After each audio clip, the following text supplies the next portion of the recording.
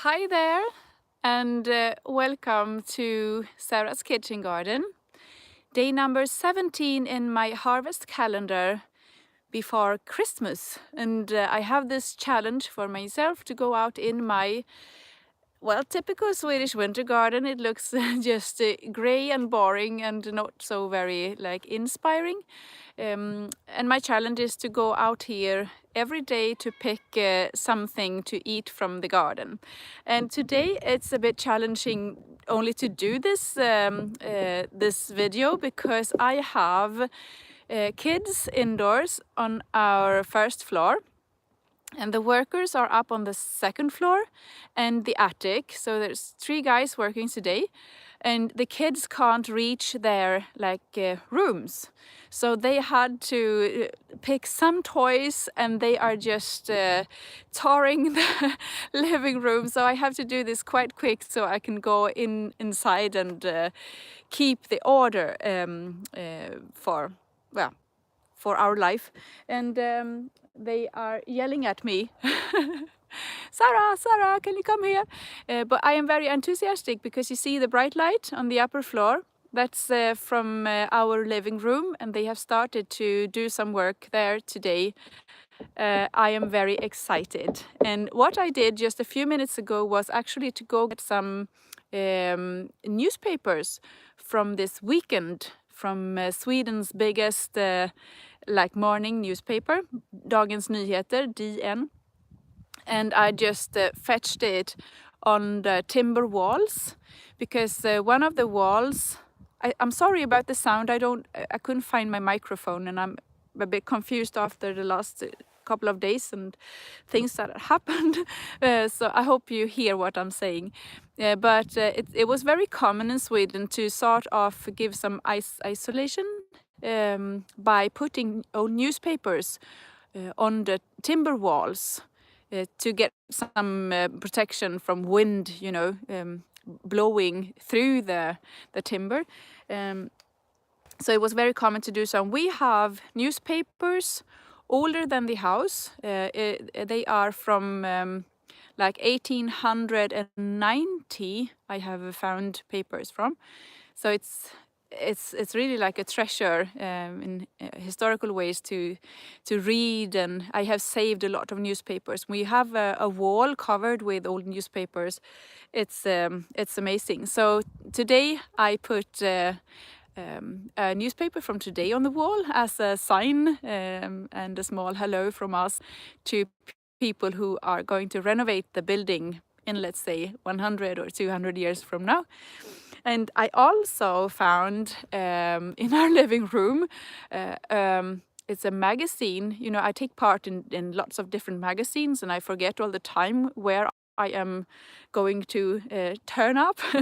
But I had a magazine by the post a few days ago from somewhere where I cover the whole front page, and it's a great article in it about the house and the garden. So I fetched it on the wall, and on the opposite side of my portrait is an ad for a construction firm. And it happened to be the same firm that is actually doing the work in the house. So it was a bit of a coincidence, really. Well, my friends. A few days ago, I harvested Brussels sprouts, and then things happened, and I didn't have time to put the net on top of the plants. And as you can see, we have had a lot of visits, and the deers have had a dinner here. So it's nothing left to harvest, really. Some Brussels sprouts, if they don't eat it tonight, they might do it tomorrow night. I don't know. But today I'm going to harvest some of my Russian kale. I don't know, I think the Siberian kale or Russian kale is the correct name in English. I'm not sure. In Swedish we call it Sibirisk bladraps. And it's a bit tricky with the kale variety names, I think. Because it's not likely they are the same in English, even if you think so. So I will just leave it for someone else to decide what is the correct way. But this is what I think, right? So today I am going to harvest some of the Siberian kale, and I am not sure actually what to do with it because my mind is a bit blown away by the moment, and I don't have a plan for today's dinner. So I will just get the leaves and then I will figure something out. It might be some fish, but I don't know if I should tell you this, but I am a bit confused about fish right now because we buy fish from the fish car. Stops by here twice a year, and we buy so much fish. Thank you, Anna. Thank you. But I made a fish ball for dinner the 2 days ago or so, and I took the fish out of the freezer, and I don't know exactly what you call it, but I put it on a bench and I let it be so it's not frozen. Hi Leslie. And I mixed it. I minced it, that's what I do.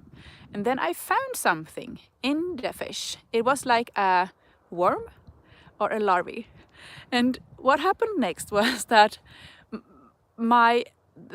the first thing I thought was not really to throw away the fish. And I must be very damaged by this garden project because I always think that I should investigate things and you should keep things, and especially if you paid for it. So I actually called the yeah, eek. I called the firm who sold it, and I said my intention is to eat it because it's been frozen. Hey Otto, it's Otto coming from school. Yeah, my intention was to eat it, to cook it. Va? He found a slug. You know, this killer slug, the brown Spanish slugs, in the middle of December. That's crazy. Right, so I found the company and they said it's not dangerous because the fish have been frozen. So you can eat it, and it's, I don't know what to call it, but a seal. Is seal, is that the right name? Worm. I didn't tell anyone except my mom, and she had a fish shop in our basement when I was a kid. She was a bit disgusting, but we ate the fish and it tasted lovely, and yeah. So I am not at all like. I don't get disgusted by things like that. I keep my sense, and I investigated it, and it said that well, if it's fresh and it's been frozen, then you just eat it, some extra protein, right? So that's what I think when I get a lot of larvae and things on my cabbage, for example. Of course I'll eat it as long as it seems fresh. I shall not forget now to harvest my Siberian kale. And I'll do it quick because it might be crazy now when Otto comes home too. Did I harvest the Siberian kale already? We won't find you if you ever eat fish again. No, of course not, but I do enjoy it, and I think also it's clever to not to rush, in your thought. It's so easy to, that's disgusting and it will kill you, but then you have to go through your mind and get some information, and that's actually it seemed to be very common with those larvae in fish. Yeah, you would do the same, Leslie, but the thing is that most of the time you can't actually see the larvae. And of course, if you minced it, you won't see it. But this one was slightly red. It didn't look that very, good. But the kale looks absolutely amazing, and it is red too. This is a variety called Red Russian. There's a White Russian too. Some of the people I know gardening in northern Sweden, they say that the white Russian variety is more hardier than the red Russian. And I don't know about that because I have only tried the white Russian once, and I decided that I didn't like it as much as the red Russian. So I prefer growing this because I also think that this one is very beautiful with this purple color among the green. I will show you, turn the camera and show you how the plants look.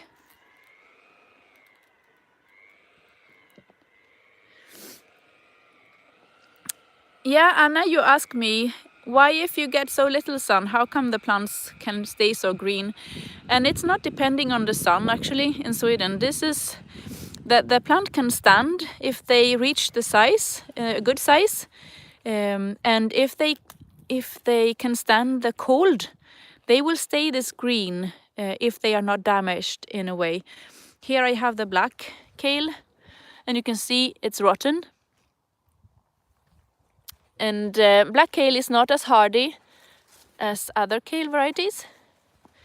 But this one is not actually damaged by the cold, I think. It's more a problem of being damaged by the wet weather. And we have had such a bad weather this fall when it comes to gardening because it's so wet everywhere. And it's been years since it was this wet. By now it should be frozen. And it's very mild too. As I said, it should be frozen. And this variety is not very hardy either. It used to be frozen long before this.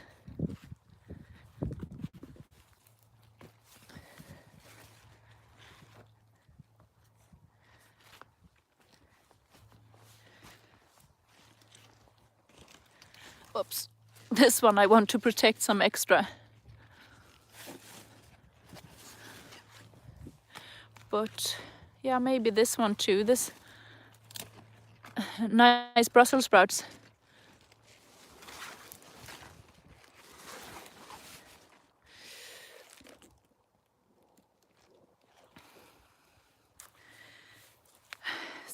A while ago, when I was still quite new in writing about gardening in Sweden, a lot of experts said to me, I keep returning to this subject, I'm sorry about that, but it's not possible. But what I have found when it comes to extending the season in fall time or in springtime is that you can never sort of rely on how the weather will be. It can be an awfully wet and mild fall. And I mean, now it's December, it's winter in Sweden. And when I start to prepare this kind of place in the garden, it's spring or summertime. And by then, I can never sort of imagine how the fall will be. So I have to prepare for either not growing or growing. Hi, Liv. And I always want to prepare for growing. And if the fall is very cold and things are destroyed by the cold, then, well, that was what happened. But a fall like this, it would be possible for me to keep almost any root vegetables and almost any leafy greens outdoor in my kitchen garden in south of Sweden. So it's very difficult to say this works or this does not work, because everything could work and everything could not work, depending on how much time or energy or creativity you have. So my advice to people when they ask me, do you think I should do that? Most often I say, I think you should do that, because it's more likely to get some experience. And my experience is not only the good experience, I also collect the bad experiences because they will sort of give me luck in another way.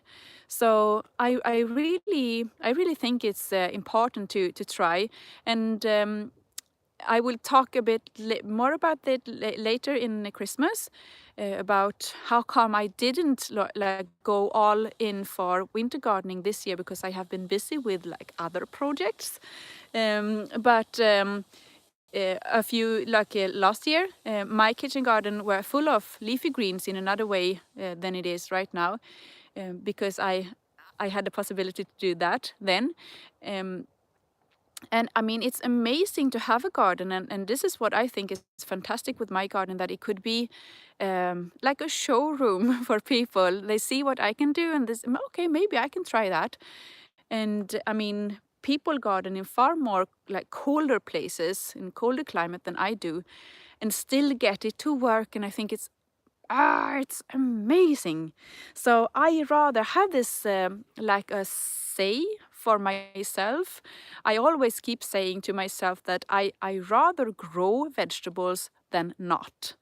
And with that, I mean that I rather give it a try, and well, think that it didn't work this time, but it could work another time, and that is very, very good.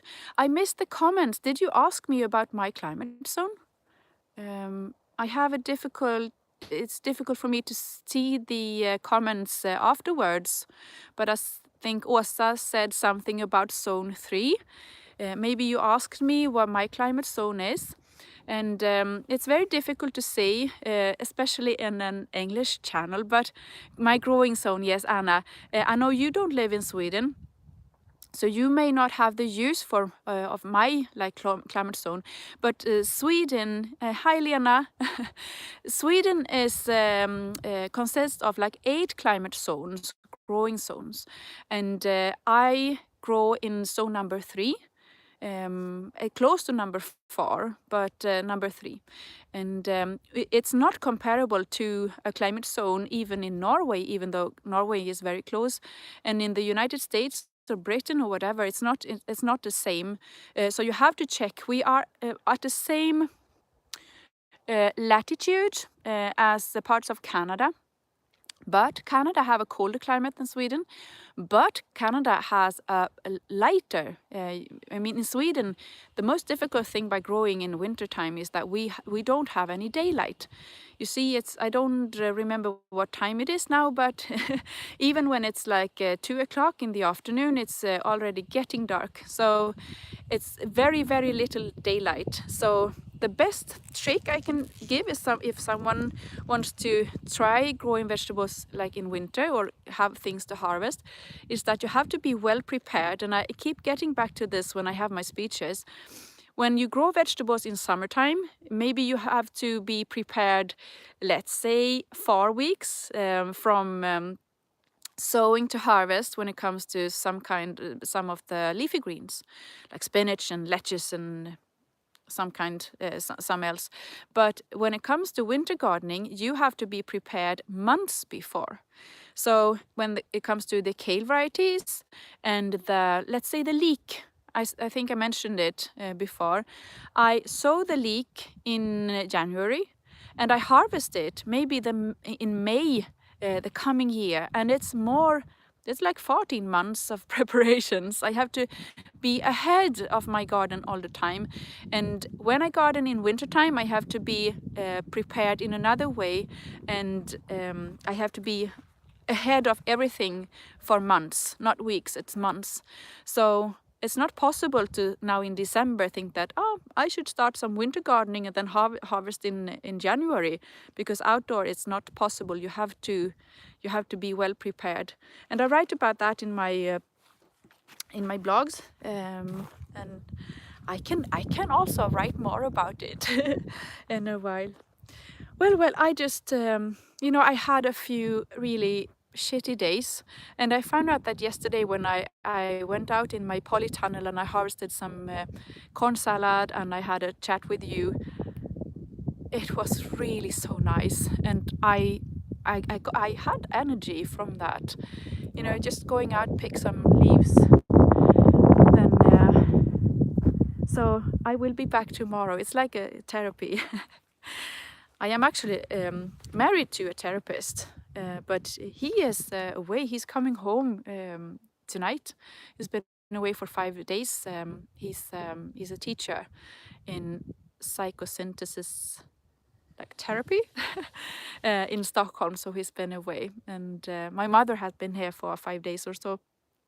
keeping an eye on me, and I just drove her to the train a few hours ago. So now it's just me and the kids, and we are going to have some fika, some bread and butter and cheese or honey, because it's just a nice day. Thanks all of you for watching, and I'll see you again tomorrow. And now I'll go bring in my Siberian kale. Thank you all for watching. Bye bye.